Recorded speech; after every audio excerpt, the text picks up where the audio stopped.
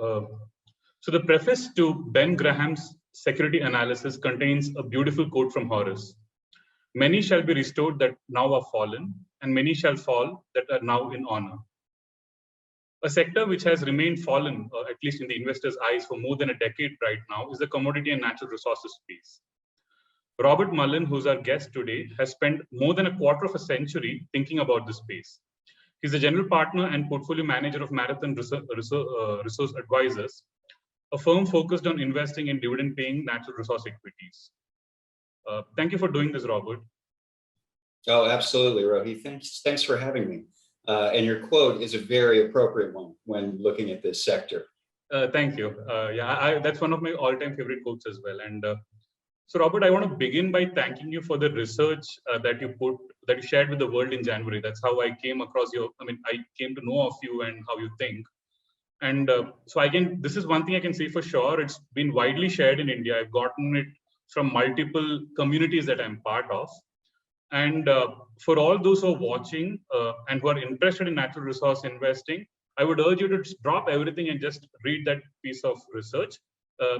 It is one of the most brilliant things I've read. So thank you for that.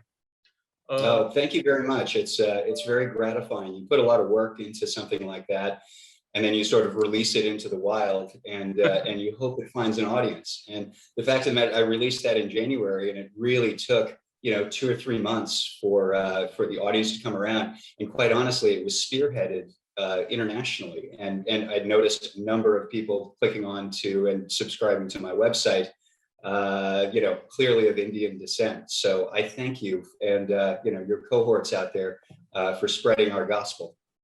I must tell you this, that you have quite a few fans here already in India, at least among the ones who are looking at the commodities and natural resources space. Let's just start with your background. Can you describe how you entered into the world of investing, and particularly how did your journey into natural resource equities and commodities come into being? Sure. So my journey to investing was a rather direct one. My father was, until he retired in the year 2000, a senior executive, first at E.F. Hutton, and then when E.F. Hutton went through a series of mergers with Smith Barney, Lehman or Shearson first, and then Smith Barney, and ultimately with Morgan Stanley. I grew up with my father and namesake discussing stocks around the dinner table. And so that was always an interest to me. Really started getting into it more in high school, and always brought to it sort of a mathematical bent. That's sort of my strength in analysis, has always been the ability to sort of look at a page of numbers and hopefully make some sort of sense or pattern recognition out of it, and see where, for a financial statement, margins are expanding or contracting, or certain prices are going up and down. And that was just always something that came very intuitive to me. I studied economics and business with a minor in English at the University of Colorado at Boulder. Backpacked around the world for a year, which included a wonderful visit through Delhi, Agra, and Jaipur. Oh, wow. Okay. Yeah. I think I remember vividly holding in my hand, I think the world's largest cut topaz, which one of the Maharajas out there had used as a belt buckle. So just a marvelous experience. But I came back from that and started working for the Franklin Templeton Group, and relatively quickly moved up there and covered a number of different sectors, including consumer products, cable, and a couple of others, but really gravitated when I was handed the energy industry and traditional oil and gas. And that seemed to be an area both where I had a bit of family knowledge, because my mom had grown up on a West Texas cattle ranch. I had a number of relatives in Texas in the ranching, raw materials. They looked for oil and gas on our property. They never found it, but that world was one that was very familiar to me. But it also very much played to my mathematical strengths, where, when I was a consumer products analyst, the analysis was, what multiple do you want to put on Gillette's earnings? Do you think it deserves 15 times or 25 times? In the resource sector, it was very much an area where you had very homogeneous companies. They're all producing basically the same thing.